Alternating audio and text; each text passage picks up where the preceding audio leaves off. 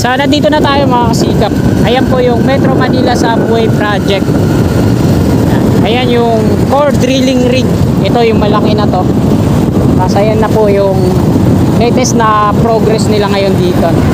Dito sa tawid, eto mayroon na silang dalawang rebar cage na nakaabang.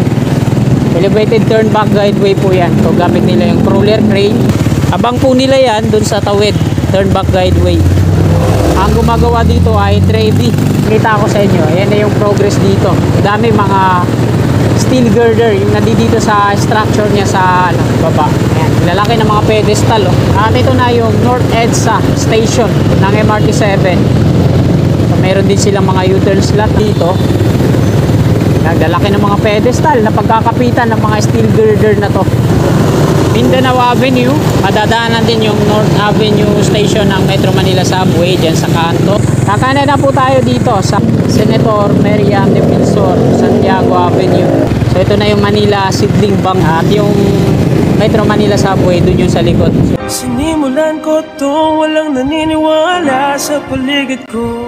Happy holidays po sa lahat ng mga kababayan natin mapa Luzon, Visayas at Mindanao. Nandito po tayo ngayon sa kaba ng EDSA northbound at mag-update po tayo ngayong umagang ito dito po sa MMSP o Metro Manila Subway Project Contract Package 102 mga kasikap. At ayan yung titingnan natin kung ano na po yung latest na progress. So araw po ngayon ng Lunes, ika-17 na po ng Hunyo taong 2024 at alas 9 na ng umaga.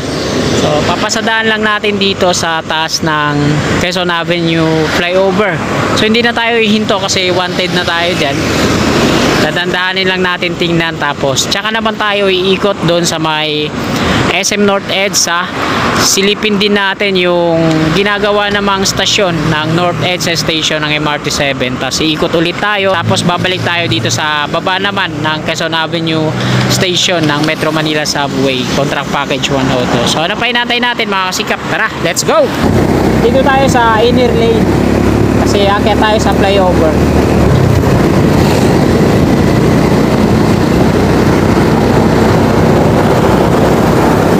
Kabahan po ito ng EDSA northbound, mga patungong monumento. At mula dito, ayan na po yung footbridge. Bagong bukas lang to, no? Ito yung tawiran ng mga kababayan natin commuters patungo dito sa P2P bus station ng Quezon Avenue, no? At ito naman yung MRT3 station ng Quezon Avenue. So dito sa kanan, ito yung mga establishment na kalapit ng stasyon, Central Station. Sa likod niyan ay hypermarket. At ganun din sa Metro Manila Subway, kalapit niya yan. Makikita natin yung building dito sa kaliwa. Ayan yung building na DILG na Fulcom Center. At MRT3 viaduct na po yan dyan. Nasa flyover na tayo, no? So nandito na tayo mga kasikap. Ayan po yung Metro Manila Subway Project. Ayan yung core drilling rig. Ito yung malaki na to. Kasi ayan na po yung latest na progress nila ngayon dito. Ito yung station box na nilagyan nila ng kulay asul na net. Hindi tayo pwede kuminto dito dahil wanted na tayo sa MMDA. Abida Towers at hanggang dito na yon yung bakod sa dulo. Vertis North, magkakatabi lang yan. Tapos yung sidewalk may bubong. Ito naman yung Pilang Music. Soler North Resort naman dun sa unahan. Dito sa tawid, eto meron na silang dalawang rebar cage na nakaabang. Elevated turn back guideway po yan. So gamit nila yung crawler crane, SM North EDSA.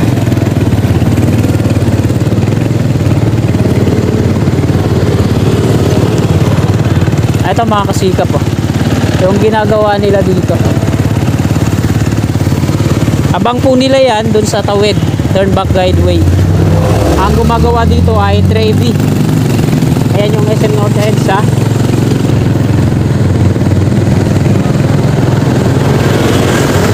So ito naman yung viaduct pa lang ng MRT7. Hanggang dito pa lang siya, no? Barangay Bagong Pag-asa.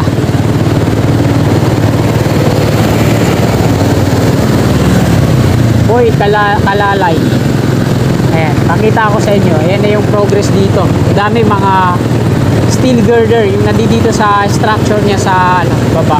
Ayan, lalaki ng mga pedestal, oh. Mantakin nyo. At ito yung viaduct niya. So bukod dito sa kaliwa na malaki, meron pa siya dito sa kanan naman, maliit lang.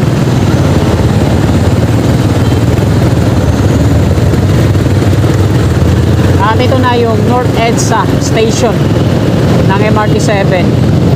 So meron din silang mga U-turn slot na dito. Naglalaki ng mga pedestal. Ito na yung progress ngayon dito. So hindi natin makunan ng aerial shot kabuuan sa taas kasi wala tayong drone pa.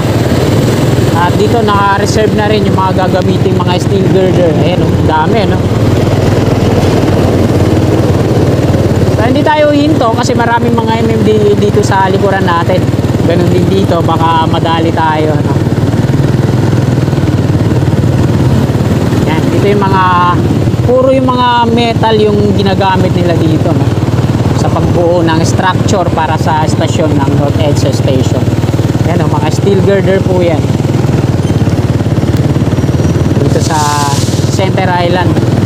At ayan yung viaduct nya.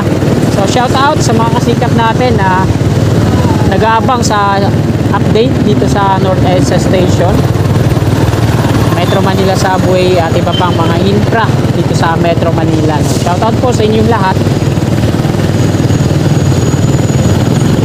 Dito na tayo sa intersection.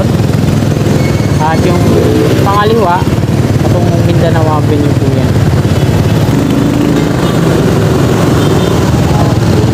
Yan. Mindanao Avenue, madadaanan din yung North Avenue Station ng Metro Manila Subway dyan sa kanto. Oh, shout out sa nagko-comment na mag-update daw doon ako sa 8.2 right of way ng Mindanao Avenue ng NLEX. So di pa ako makapag-update doon kasi delikado daw doon, maraming mga nang-hold up. Mahirap po mag-update doon. Ang walk-in lang, yung ako lang mismo yung pupunta doon sa ano, gagalugarin ko yung area. Baka isa na nga lang yung pang vlog ko, cellphone ko baka ma-hold up pa no? Sa ngayon di pa po ako makakapag-update doon at baka pag nakabili na tayo ng drone, kasi drone yung papupuntahin natin doon at hindi nila maaabot ng hold upper yun.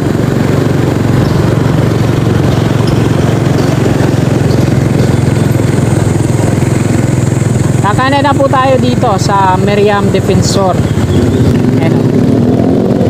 Senator Meriam Defensor, Santiago Avenue. Avenue pala to, sorry. Street sabi ko. Tapos diretso tayo doon naman sa may Quezon Avenue. Sa ilalim naman tayo kukuha ng update sa Metro Manila Subway. Kagaya nga lang binanggit ko sa intro ko no.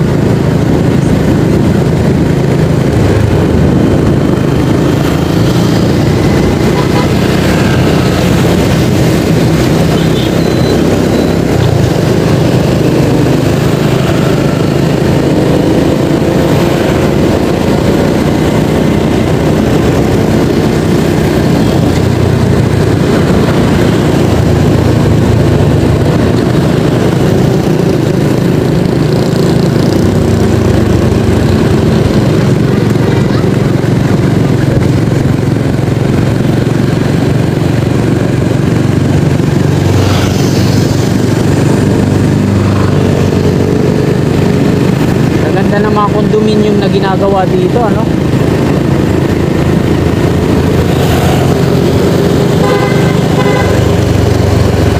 Quezon Avenue diretso, East Avenue, Soler North kakanan dyan. So ito na yung Manila Seedling Bank.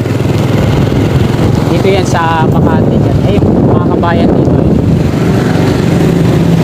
At yung Metro Manila Subway dun yung sa likod. So hindi pa pala niya sakop hanggang dito sa ano na to no, sa may Meriam Defensor Avenue.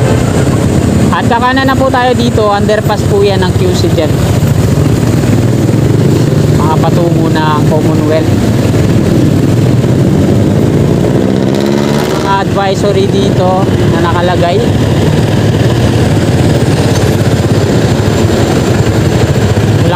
bike lane dito, no? Isang lane talaga.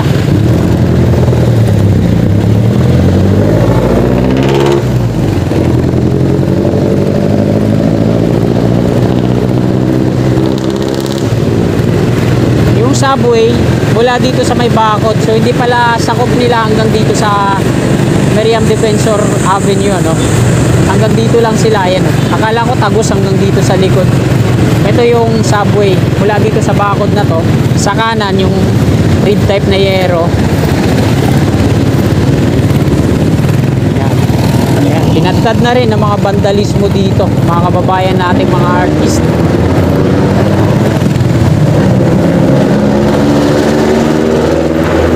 Patungong Espanya Boulevard.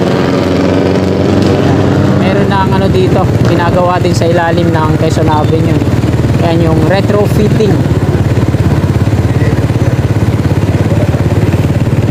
Ito mga kasikap, ang laki ng na to, no? Soil mech. Ito yung core drilling rig. So dito naman sa baba yan, ginagawa ang retrofitting ng ng Quezon Avenue. So dito tayo mag-focus. Ito yung gagawin nilang dito, yung station box, may green na net.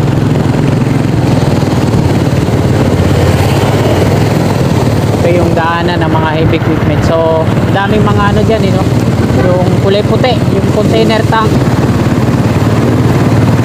So hindi tayo makahinto doon. Nakita naman natin na sa labas pa lang dami na nilang mga gwardiya. So ayan ang natin pag wala tayong drone.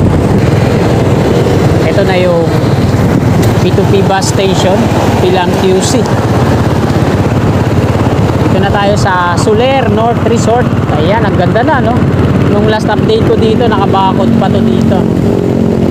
Tapos ginagawa pa lang yung landscape dyan. Ayan, tingnan nyo naman. Operational na po yan. Soler North Resort. So hindi binuksan yung billboard dyan. Napakalaking billboard. At ito yung mga bus na naka-standby dito. So nawala na yung isa. Tapos ito yung harap nila, Soler, nakalagay.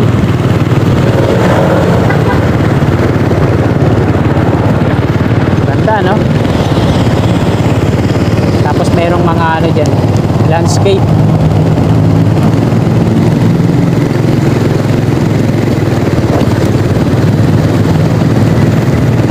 Tapos police station naman dyan. Napapansin na siguro ng police na nakadalawang daan na to, ay isipin nila may masamang balak tayo, di na alam, nagbablog lang tayo. Landmark Trinoma sa di kalayuan ng Soler. So magkakatabi po siya dito, no? Tapos pag maglalakad kayo, hindi ka mainitan kasi may sidewalk at merong bubong, syempre. Ito naman yung P2P bus station ng North Avenue. Tapos halos kadikit niya lang yung North Avenue station naman na MRT Street.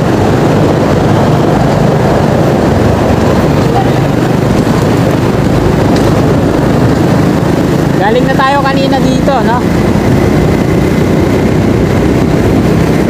Pakita ko ulit sa inyo yung Unified Grand Central Common Station, LRT1, MRT3.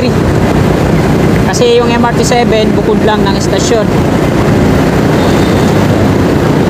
Ito yung construction na ginagawa dito sa ilalim. Ngayon naman yung SM North EDSA.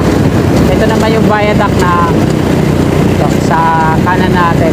Merong isang steel box girder na hindi pa nakakabit doon sa unahan. Dito sa harapan ng entrance SM North EDSA, ito yung nakabakod na to. So footbridge pala yung gagawin dito, patawid doon sa Save More. So pala yung gagawin yan.